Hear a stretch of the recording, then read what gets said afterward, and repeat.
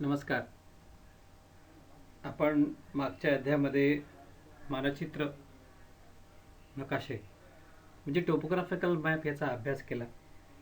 त्यातल्या सांकेतिक चिन्हांचा पण अभ्यास केला. त्याच्यावरून नकाशाचं वाचन कसं करता येईल हे आपण शिकलो. आता वेगळ्या विषयावर आपण जाणार आहोत. हा विषय फार छोटा आहे, म्हणजे हा जो अध्याय आहे तो फार मोठा नाही आहे. याच्यामध्ये 3 ते 4 बाबींचा समावेश केलेला आहे. तुम्ही बऱ्याच वेळेला रेडिओवर टेलिव्हिजनवर ऐकलं असेल की उद्या आकाश निरभ्र असेल किंवा गरज के साथ छींटे पडेंगे, मौसम साफ रहेगा वगैरे वगैरे. आणि मुख्यतः पावसाळ्यामध्ये आपण बघतो की आपण बाहेर पडतो आणि पाऊस येतो की नाही हे पहिलं कळायला पाहिजे. आणि गमतीने असं म्हणतो की जेव्हा ते सांगतील पाऊस पडेल तिथे काही पडत नाही. पण असं कसं नाही आहे. खूप मोठा अभ्यास आपल्या हवामानशास्त्रज्ञ करतायत आणि वेगवेगळ्या वेगवेगळे आपण पॅरामीटर्स म्हणतो, मापदंड, जे वातावरणाचे मापदंड वेगवेगळे असतात, तर तिथे ते वापरून नकाशे केले जातात. ज्याला आपण IDWR म्हणजे इंडियन डेली वेदर रिपोर्ट असं म्हणतो. रोज हे नकाशे 2 वेळा बनवले जातात, सकाळी आणि संध्याकाळी. आणि जेव्हा तुम्ही बघा तेव्हा चक्रीवादळ येतात आपल्याकडे ओरिसा किंवा इतर ठिकाणी, तेव्हा ते चक्रीवादळ कसं जाणार आहे, त्याचा रोख कुठे असेल, वाऱ्याची दिशा कुठे असेल, वाऱ्याचा वेग किती असेल, ही सर्व माहिती आगाऊ आपण त्या माणसांना देऊ शकतो. त्यामुळे बऱ्याच लोकांचे जीव वाचतात, मालमत्ता वाचते वगैरे वगैरे. त्यामुळे खूप आपल्याला महत्त्वाचे घटक या हवामानातले या नकाशांद्वारे अभ्यासता येतात. आता आपण एक एक घटकांचा थोडक्यात अभ्यास करूया. एखाद्या प्रदेशात विशिष्ट वेळी अस्तित्वात असलेली वातावरणाची सर्वसाधारण स्थिती जी आय या प्रकारात नकाशली जाते. त्यामुळे या प्रदेशातील आगामी स्थितीचे अनुमानही करता येते. म्हणजे की पुढे उद्या कसं हवामान असेल वगैरे वगैरे. आणि ह्याचा उपयोग माणसाच्या दैनंदिन व्यवहारातही होतो. हे नकाशे पुण्याच्या मध्यवर्ती वेधशाळेतून दररोज प्रकाशित केले जातात. पुण्याला आपला मेट्रोलॉजिकल सेंटर आहे, हेड ऑफिस आहे भारताचं. त्यातून त्याच्यात तारीख, वेळ, वार, वर्ष असं नमूद केलेलं असतं.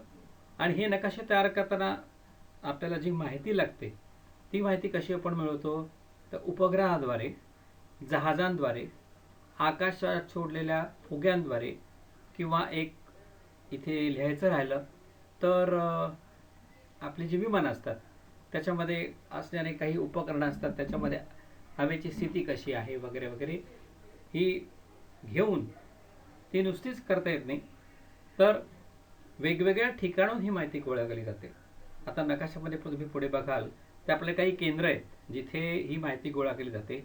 त्या सर्व केंद्रांच्या माहितीचं संकलन करून मगच हे नकाशे तयार केले जातात. हा नकाशा एकाच केंद्रापुरता मर्यादित नसतो. त्यामुळे हे नकाशे अत्यंत महत्त्वाचे आहेत. आता त्याच्यामध्ये आपल्याला काही आकृत्या आहेत त्या महत्त्वाच्या, त्या आपण बघूया. 3 आकृत्या महत्त्वाच्या आहेत. एक रेषालेख आणि स्तंभाद्वारे. ह्याच्यात आपण काय करतो, याच्यामध्ये तापमान आणि पर्जन्यमान ह्याचा आलेख आपण काढतो. बघायला अतिशय सोपं आहे, काढायलाही अतिशय सोपं आहे. आपण अक्ष आहे, आपण एक्स ॲक्सिस म्हणतो इंग्रजीमध्ये. तिथे आपण 12 महिने घेतो. जानेवारी, फेब्रुवारी, मार्च, एप्रिल, मे, जून, जुलै वगैरे वगैरे वगैरे वगैरे, ते 12 महिने घेतो. य ॲक्सिसवर डाव्या बाजूला आपण तापमान घेतो आणि उजव्या बाजूला आपण पर्जन्यमान घेतो. आता एक लक्षात घ्या, जेव्हा तुम्ही तापमान घ्याल तेव्हा आपल्याला 2 परिमाणांमध्ये आपण हे तापमान मोजतो. एक तर डिग्री सेल्सिअसमध्ये मोजतो किंवा डिग्री फॅरनहाईटमध्ये मोजतो. आपल्या शरीराचा जो ताप आहे, आपण म्हणतो ताप आला, तर जेव्हा आपण ताप मोजतो तेव्हा आपण कधीही डिग्री सेंटीग्रेडमध्ये मोजत नाही, तो डिग्री फॅरनहाईटमध्येच मोजतो, लक्षात घ्या. आणि इथे पर्जन्यमान एक तर आपण मिलीमीटरमध्ये मोजतो किंवा सेंटीमीटरमध्ये मोजतो. म्हणजे 10 मिलीमीटर बरोबर 1 सेंटीमीटर हे तुम्ही लहानपणापासून शिकत आलेले आहेत, त्यामुळे त्याच्यात विशेष सांगायची आवश्यकता नाही. मुख्य काय आहे, जेव्हा मी तुम्हाला आधी पण सांगितलं की कुठलीही सांख्यिकी जो आपलं संकलन केलं असतं ते जर का आपल्याला एखाद्या आकृतीद्वारे दाखवायचं असेल तर तर आपण त्याचा कमीत कमी संख्या आणि जास्तीत जास्त संख्या ही विचारात घेतो. आता ह्याच्यामध्ये बघा की कमीत कमी संख्या ह्याच्यामध्ये बघितलं तर ही 1 किंवा 2 मिलीमीटर आहे. जेमतेम म्हणजे म्हणजे पाऊस पडला नाही पडला अशी स्थिती आहे. त्यामुळे त्याप्रमाणे जे तुम्ही प्रमाण दोन्ही ॲक्सिसवर घ्या, या वाय ॲक्सिसला अक्षावर घ्याल ते तुम्हाला सर्वात महत्त्वाचं आहे. म्हणजे नाहीतर असं होतं की ही संख्या खूपच मोठी आहे तर हा स्तंभ इथपर्यंत जाईल आणि मग काही ह्याच्यामध्ये काही दाखवता येणार नाही. त्यामुळे जेव्हा आपण असे आलेख काढतो तेव्हा त्यातलं कमीत कमी आणि जास्तीत जास्त आपण संख्या बघूनच त्याला प्रमाण ठरवलं पाहिजे. असं आपण इथे प्रमाण काय ठरवलं आहे, 1 सेंटीमीटर बरोबर 5 डिग्री सेंटीग्रेड इथे तापमानाकरता आणि पर्जन्यमानाकरता 1 सेंटीमीटर बरोबर 50 मिलीमीटर एवढं ठरलेलं आहे. आता हा जो डेटा आहे किंवा ही जी माहिती आहे ही आपल्याला एका तक्त्याद्वारे मिळाली असते. म्हणजे महिने दिलेले असतात आणि मग तापमान आणि पर्जन्यमान दिलेलं असतं. सो त्याप्रमाणे आपण मोजायचं. आता त्याच्यात लक्षात घ्या, तापमान हे नेहमी आपण रेषाद्वारेच काढतो किंवा रेषेद्वारेच काढतो आणि पर्जन्यमान हे स्तंभाद्वारे काढतो. आता समजा कोणी सांगितलं की सर आपण उलट केलं तर कसं होईल.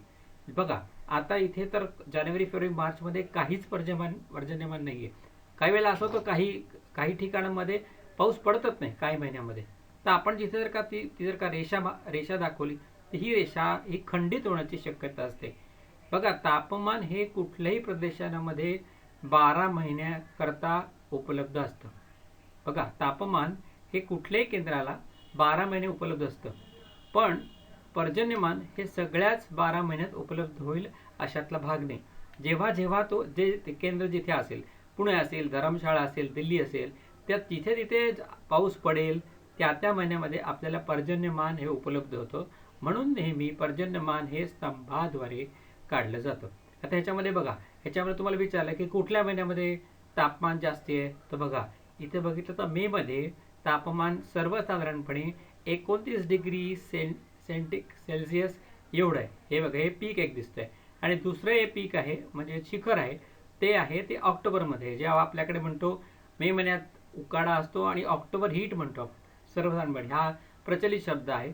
तर तिथे तापमान आहे ते 24.5 ते 24.25 डिग्री सेंटीग्रेड यामध्ये आहे. आणि इथे जून, जुलै, ऑगस्ट आणि सप्टेंबर हे पावसाळ्याचे महिने असून सर्वात जास्त पर्जन्यमान हे जुलैत आहे आणि ते सर्वसाधारणपणे हा 350 असेल तर 360 ते 370 मिलीमीटर एवढं पर्जन्यमान या केंद्राकरता आहे. आता हे जे आलेख आहेत ना, हे आलेख प्रत्येक केंद्राप्रमाणे बदलतील. म्हणजे तापमान आणि पर्जन्यमान हे ज्या ज्या केंद्रात 12 महिने जसं असेल तसे बदलतील. मग ह्या दोघांची तुलनात्मक अभ्यास आपण करू शकतो. पुढच्या तक्त्याकडे जाऊया किंवा पुढच्या आकृतीकडे. क्लायमोग्राफाद्वारे 2 बदलणाऱ्या घटकांमधील परस्पर संबंध दाखवता येतो. म्हणजे तापमान आणि आर्द्रता. आर्द्रता म्हणजे त्याला इंग्रजीमध्ये शब्द आहे, आता आठवत नाही मला, सांगतो तुम्हाला. ॲरिडिटी. तर 2 सहसंबंध कसे आहेत, जेवढं तापमान जास्त असेल आणि बघा आता हे जे तापमान आहे हे तापमान अंश सेंटीग्रेडमध्ये नाही तर हे फॅरनहीटमध्ये आहे. कारण 40, 50, 60, 70 असे डिग्री सेंटीग्रेड होऊ शकत नाही. त्यामुळे वर्षभराचं तापमान हे फॅरनहीटमध्ये घेतलेलं आहे आणि आर्द्रता ही पर्सेंटेजमध्ये घेतलेली आहे. ह्याचं गुणोत्तर काढलेलं आहे. त्यामुळे 30, 40, 50, 60, 70, 80 असं एक प्रमाण आहे. आता जसं आपण आधीच्या आकृतीमध्ये बघितलं तसंच आपल्याला 12 महिन्याकरता संख्या मिळालेल्या आहेत. या संख्या म्हणजे बघा त्याच्यामध्ये कसं दिलं असेल की जानेवारीमध्ये आर्द्रता आहे ही साधारण 37 आहे पर्सेंटेज आणि टेम्परेचर जे आहे हे साधारण 65 आहे. आता हे दिलेलं असतात, ह्याच्यात आपल्याला काही लक्षात ठेवण्यासारखी कारण नाही. पण जसं दिलेलं असेल तर आपण 12 बिंदू काढायचे असतात. हे बघा जानेवारी, फेब्रुवारी, मार्च, एप्रिल, मे, जून, जुलै, ऑगस्ट, सप्टेंबर, ऑक्टोबर, नोव्हेंबर, डिसेंबर, परत जानेवारी. त्यामुळे हे 12 बिंदू एकदा काढून झाले की जोडायचे. आता ह्याच्यामध्ये सर्वसाधारण कसं आहे तर इथे मे नंतर उष्ण आणि दमट हवामान आहे आणि डिसेंबर ते एप्रिलपर्यंत मेपर्यंत अतिउष्ण तापमान आहे. म्हणजे एखाद्या ठिकाणाचं तापमान सर्वसाधारण कसं असेल हे जर का आपल्याला बघायचं असेल तर हा क्लायमोग्राफ आपल्याला अत्यंत उपयोगी पडतो. ह्याचं प्लॉटिंग जे आहे म्हणजे आलेखन जे आहे हे फार सोपं आहे, फार कठीण नाही आहे. तुम्हाला फक्त 12 बिंदू प्रथम काढायचे आहेत आणि त्याच्यानंतर ते जोडून तो करून सर्वात महत्त्वाचं आहे की ते आपण त्याचं विवेचन कसं करतो, इंटरप्रिटेशन आपण ज्याला इंग्रजीत म्हणतो, त्याचं विवेचन कसं करतो हे सर्वात महत्त्वाचं आहे. नाही तर काय होतं की नुसतंच आपण काढत राहतो आणि मग सांगतो हे असंच आहे असंच आहे, मग त्याला काही अर्थ नाही. त्यामुळे आपण जेव्हा काढू, जेव्हा आपण उत्तरं बघू त्याच्यामध्ये पण आपण 3 ते 4 ओळीमध्ये हे आलेख काय आहे किंवा ही आकृती काय आहे यासंबंधी आपण लिहिणार आहोत. आपण पुढच्या आकृतीकडे जाऊया. हायदर ग्राफ. हायदर ग्राफमध्ये पर्जन्यमान आणि तापमानाच्या सरासरी नोंदी 12 महिन्या करता घेतलेल्या असतात. फरक बघा याच्यामध्ये. आधीच्या प्रकारामध्ये तापमान आणि हवेची आर्द्रता ही घेतलेली आहे. पहिल्या आपण जेव्हा आकृती बघितली त्याच्यामध्ये तापमान आणि पर्जन्यमान जसं आहे तसं, म्हणजे ज्याला आपण इंग्रजीमध्ये ॲब्सोल्यूट डेटा म्हणतो, जसं आपल्याला संख्या मिळाली त्याला काही आकडेमोड न करता आपण घेतलेली आहे. इथे आपण सरासरी तापमान काढतोय, बरोबर. सरासरी तापमान 12 महिन्याचं आपण काढतो. त्याच्यानंतर पर्जन्यमान पण सरासरी काढतो की सरासरी किती पर्जन्यमान असेल त्याप्रमाणे मिलीमीटरमध्ये काढतो आणि त्याचा सहसंबंध आपण लक्षात घेतो. आता हा एक विनोदी आकृती तयार होते ना, एखादे बघा हे डोकं आहे, हे कान आहे वगैरे वगैरे आणि ही शेपूट वगैरे. तसं काही नसतं. या आकृतीचा फायदा काय होतो माहिती आहे का, की ह्याच्यामध्ये तापमान बघा, इथे पण तुम्ही आता परत लक्षात घेतलं हे तापमान परत अंश सेल्सिअसमध्ये आहे, सेल्सिअस अंशामध्ये, कारण याच्यामध्ये 30 हे जास्तीत जास्त आहे. आदल्या आकृतीमध्ये फॅरनहाईट असल्यामुळे त्याच्यामध्ये संख्या जास्त होती, हे लक्षात ठेवायचं. MCQ मध्ये विचारू शकतो आम्ही तुम्हाला. आणि इथे पर्जन्यमान मिलीमीटरमध्ये आहे. सेंटीमीटरमध्ये असतं तर 4, 8, 12, 16, 36, 40 असं आलं असतं. त्यामुळे इथे पण तुम्हाला 12 महिन्यांचा डेटा दिलेला असतो किंवा संख्या दिल्या असतात, त्या आपण जोडायच्या असतात फक्त, आणि त्या जोडून मग त्याचं विवेचन करायचं असतं. आपण जेव्हा रविवारी भेटू किंवा त्याच्या पुढच्या रविवारी भेटू, आपल्याला किती वेळ होईल त्याप्रमाणे, तेव्हा आपण या गोष्टींवर सखोल चर्चा करू. एक तर आपण काढून बघू कसे काढायचे ते, आणि त्याच्याप्रमाणे आपण ठराविक केंद्राकरता एक मी दिलेला आहे की धर्मशाळेकरता एक एक्झरसाइज तुम्हाला काढायचं आहे, त्याच्याप्रमाणे आपण चर्चा करू. आता जेव्हा तुम्ही टोपोग्राफिकल मॅपचा अभ्यास केलात तसंच वेदर मॅपचा अभ्यास करायला लागतो. त्याच्या आधी जाताना वातपुष्प बघा. तुम्ही जर का कुठे झूला फिरायला गेलात किंवा तुमच्या गावी जर का फिरायला गेलात तर समुद्रात खूप छान वारा वाहतो. कधी कधी आपण म्हणतो वारा पडलाय, म्हणजे एवढं उकडतं की काहीच वारा नाही, झाडाची पानं पण हलत नाही आहेत, आणि काही वेळेला खूप सोसाट्याचा वारा असतो. आता वारा कसा वाहला म्हणजे वर्षभरामध्ये किंवा एका केंद्रावर वाऱ्याची स्थिती वर्षभराची काय होती किंवा महिन्याची काय होती ही दाखवताना आपण काय करतो तर खालील 2 गोष्टींचा अभ्यास करतो. एक तर वारा किती दिवसाकरता होता ते, म्हणजे समजा 30 दिवस घेतले किंवा 365 दिवस घेतले तर 365 दिवसामध्ये किती दिवसात वारा व्हायला, तो पहिला. ज्या दिवसात तुम्हाला वारा व्हायलाच नाही अजिबात, की शांत होता तिकडे, आपण म्हणतो ना वारा नाही काहीच नाही, तो इथे आपण या वर्तुळामध्ये मध्यभागी आपण दाखवतो, त्याला काम एरिया किंवा शांत असं म्हणतो आपण. म्हणजे शांत दिवसाची अमुक शांत दिवस होते, म्हणजे त्या दिवसामध्ये वारा व्हायला नाही. तर ते आपला जो मुख्य घटक असतो, म्हणजे आपण जे ठरवतो की आपला जो डेटा त्याने दिलेला असतो, त्याने ज्या संख्या दिलेल्या असतात त्याच्यामध्ये शेवटी तुम्हाला जो तक्ता दिलेला आहे त्याच्यामध्ये तुम्हाला 8च दिशा दिलेल्या असतात. त्यामुळे हे लक्षात घ्या की वातपुष्प जे आहे ते फक्त आपण 8 दिशांचीच आपण त्याबद्दल अभ्यास करतो किंवा चर्चा करतो. त्या 8 दिशा म्हणजे कुठल्या आहेत तुम्हाला सर्वात सोप्या आहेत. उत्तर, दक्षिण, पूर्व, पश्चिम, नंतर आग्नेय, वायव्य, नैऋत्य आणि ईशान्य. इंग्रजीमध्ये आपण त्याला north, south, east west, north east, south east, south west आणि नॉर्थ वेस्ट अशी म्हणतात. आता ह्या 8 दिशा म्हणजे मुख्य 4 दिशा, त्याच्या 4 उपदिशा यांच्या संदर्भातच आपल्याला संख्या मिळू शकतात. सो त्याच्यामध्ये काय होतं, दिशा असते आणि एकूण दिवस असतात. ते एक प्रमाण ठरवायचं असतं. जसं आपण बाकीच्या ठिकाणी प्रमाण ठरवतो तसं प्रमाण ठरवायचं. 1 सेंटीमीटर बरोबर 5 असं असेल तर मग त्याप्रमाणे आपण इथे आपण ही रेषा काढतो, ही रेषा काढतो, ही रेषा काढतो.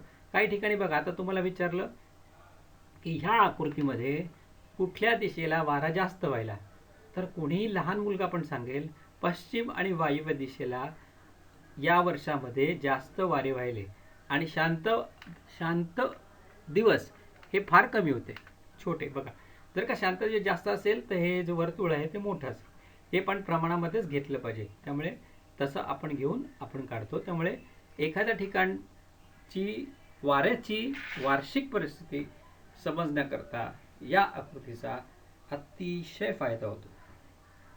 नंतर जसं मी म्हणत होतो ह्याच्या आधी तुम्हाला सांगत होतो, पण वातपुष्प असल्यामुळे आपण त्याची चर्चा केली की टोपोग्राफिकल मॅप्स करता म्हणजे भारतीय मानचिन्हाकरता जशी सांकेतिक चिन्ह असतात आणि जी तुम्ही अभ्यासलेली आहेत त्याचप्रमाणे या नकाशांकरता सांकेतिक चिन्ह दिलेली असतात आणि ती पण आहेत ती ठराविकच आहेत. ती सर्व भारताचा भूखंड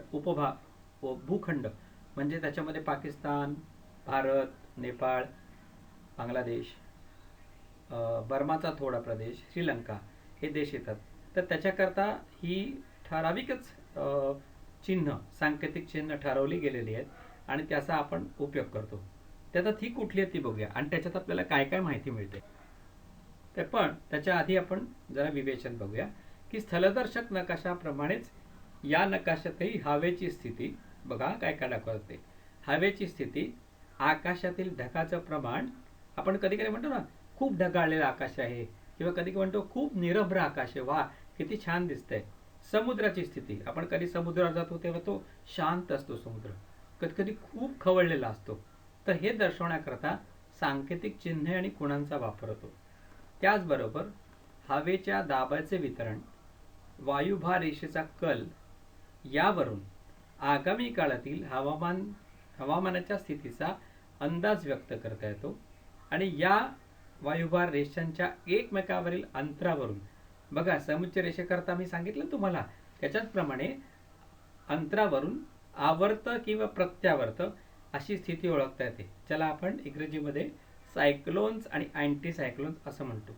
आता आवर्ताच्या मध्ये कसं असतं तर केंद्रभागी कमी दाब असतो, तर दुसऱ्या बाजूस प्रत्यावर्तामध्ये केंद्रावरती जास्त भाग असतो.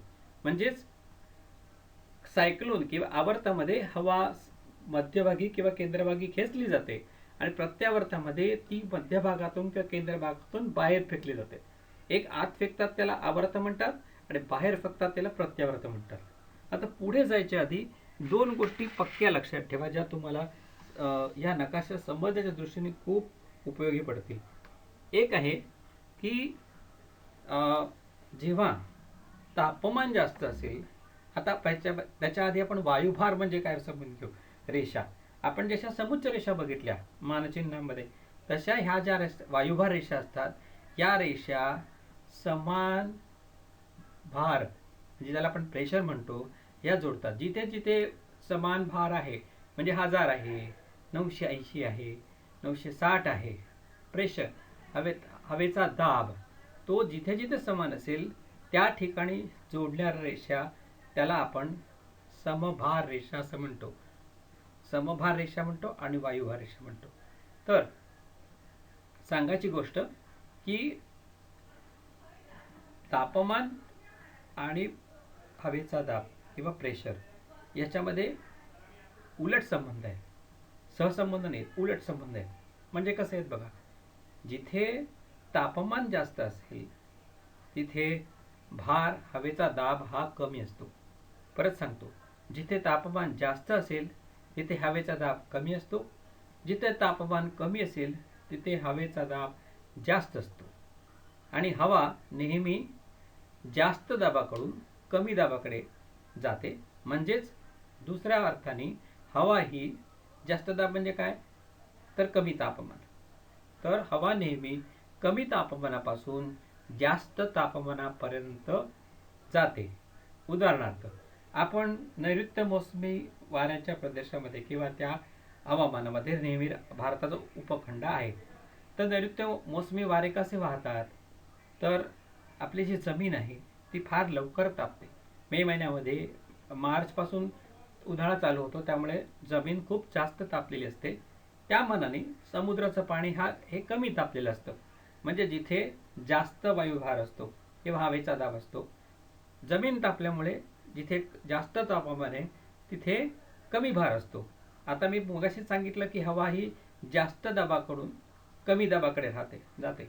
म्हणजेच जे वारे जे येतात अरबी समुद्रावरून नैऋत्य दिशेने, ते वारे समुद्राकडून जमिनीकडे वाहतात आणि मग सह्याद्री किंवा ईस्टर्न घाट म्हणजे पूर्वीय घाट माथा जे आहेत त्याप्रमाणे ते वारे अडवले जातात. मग ते ढग वरती जातात आणि मग त्याच्यात मग पाऊस पडतो. हे सगळ्यांना माहिती आहे. पण मुख्य कसं आहे की हे वारे का निर्माण होतात त्याचं लक्षात घ्या.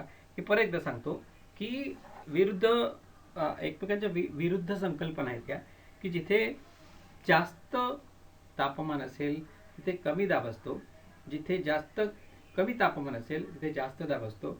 आणि हवा नेहमी जास्त दाबाकडून कमी दाबाकडे किंवा कमी तापमानापासून जास्त तापमानाकडे जाते. आता आपण सांकेतिक चिन्हांचा अभ्यास करूया. ही बघा, ह्याच्यात काय काय दाखवलेलं समजून घेऊया.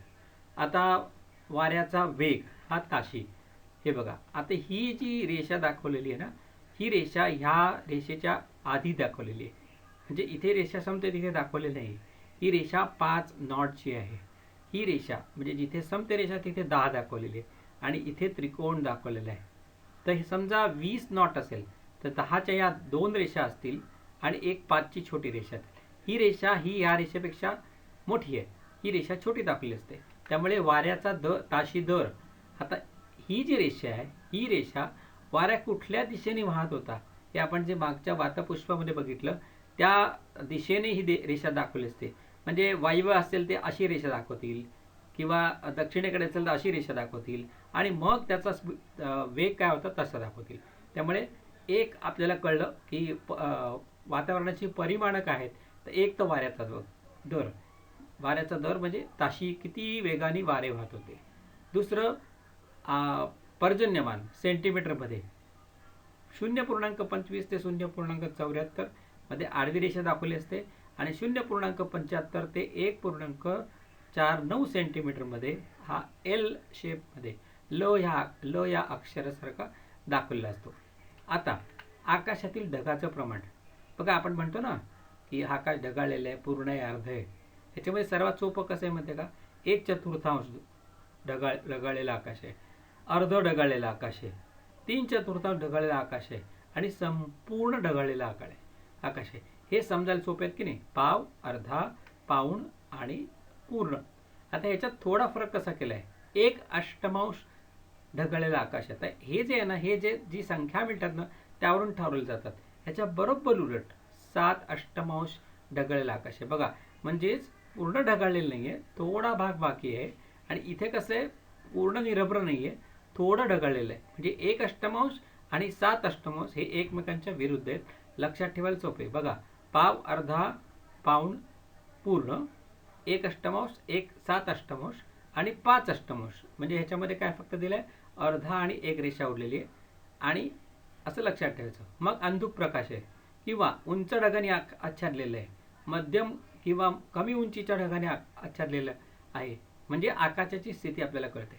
आता हवेची स्थिती ह्याच्यामध्ये काय कळतं हे बघूया. धुसर हवा आहे, पावटळ आहे, धुकं आहे, विरळ धुकं आहे, दाट धुकं आहे. कधी कधी बघा, आपल्याला उत्तरेकडची जी राज्य आहेत तिकडे जर का धुकं पडलं असेल तर विमानं वळवली जातात दुसरीकडे किंवा ज्या रेल्वे गाड्या आहेत त्या दुसऱ्या एकतर त्या रद्द करतात किंवा दुसऱ्या मार्गाने नेल्या जातात. कारण तिकडे व्हिजिबिलिटी म्हणजे आपण दिसतो ना, जे दिसण्याचं अंतर आहे, पारदर्शकता आहे हवेमधली, ती खूप कमी असते. म्हणजे म्हणतो ना 10 मीटरवरचं, म्हणजे आपण म्हणतो व्हिजिबिलिटी इज 10 मीटर्स. ह्याचा अर्थ काय होतो की 10 मीटरपर्यंतच आपण बघू शकतो. म्हणजे 30 फुटापर्यंत जवळजवळ त्याच्या पुढे दिसत नाही. त्यामुळे दाट धुकं आहे, वाऱ्याचा जोरदार धोध, वाळूचे किंवा धुळीचे वादळ हे सर्वसाधारणपणे आपल्याला राजस्थानमध्ये तिथे वाळवंट आहे तिथे आपल्याला बघायला मिळतं.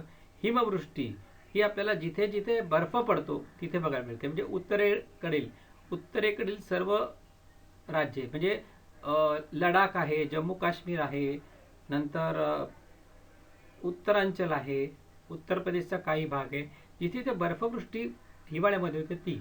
नंतर विजा चमकणे, वादळ, पाऊस. आता ह्याच्यात बघा किती फरक आहे. हिमवर्षा आहे, हिमवर्षा आणि हिमवृष्टीत फरक बघा. हिमवृष्टी आणि हिमवर्षामध्ये फरक आहे. पावसाच्या सरी आहेत, रिमझिम पाऊस आहे. आपण म्हणतो ना, हा रिमझिम पाऊस पडे सारखा यमुन्यालाही पूर चढ, अशी आपल्याकडे काही गाणी आहेत. तर म्हणजे मजेशीर पाऊस ज्याच्यात भिजायला खूप आवडतं. गारांची वृष्टी लक्षात घ्या, ही खूप भयानक असते. जर का तुमच्या गावाला कधी गारपीट झाली असेल तर तुम्हाला याचा अंदाज येईल. ह्याच्यामध्ये चिन्ह बघा, गारांची वृष्टी हा सरळ त्रिकोण आहे आणि पावसाच्या सरी हा उलटा त्रिकोण आहे. हे लक्षात ठेवण्याकरता स्वल्पविराम म्हटलात तर रिमझिम पाऊस आहे, पूर्णविराम म्हटलात तर नुसता पाऊस आहे.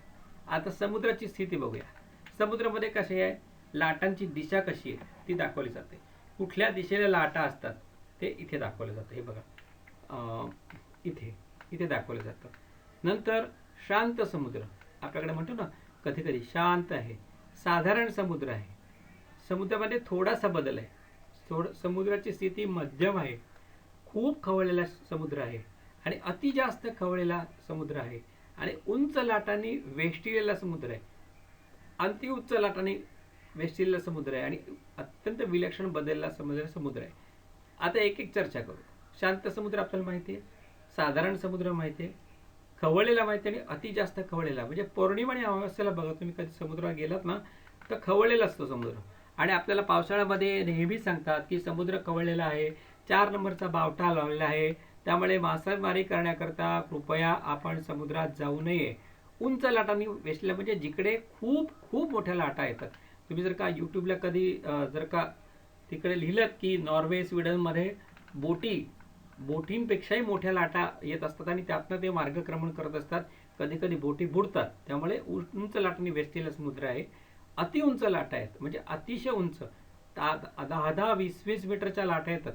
बघितलं तर तुम्ही बघा, भयावह चित्र असतं आणि विलक्षण बदललेला समुद्र आहे.